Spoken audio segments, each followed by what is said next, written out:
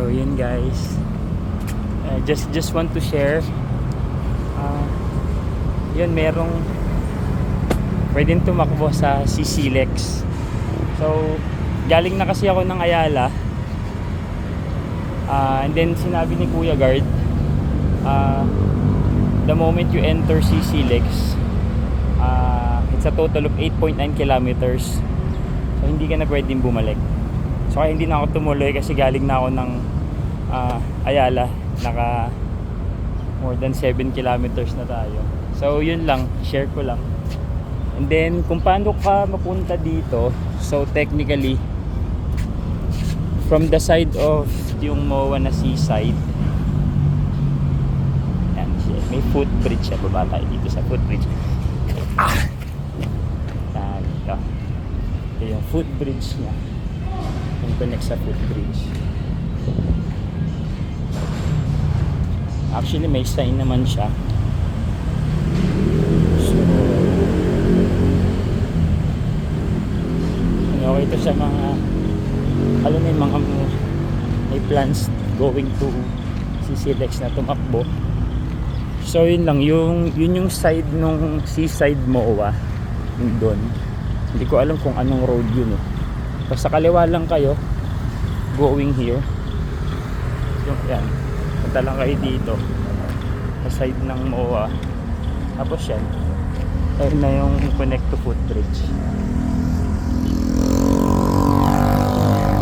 Pakita ko yung may sign naman dun eh, na kasi you'll be tempted to cross kasi may pedestrian lane, pero sinabi, nakalagay na dun na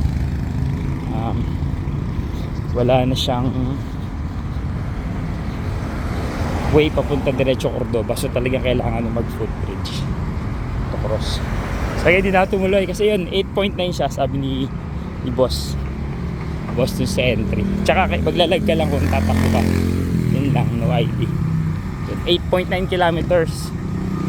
Pag kinisimulan mo na, ayun, tatapusin mo na sa exit yun sa, I think that's Cordoba. Ayun na, ayun yung pedestrian. And then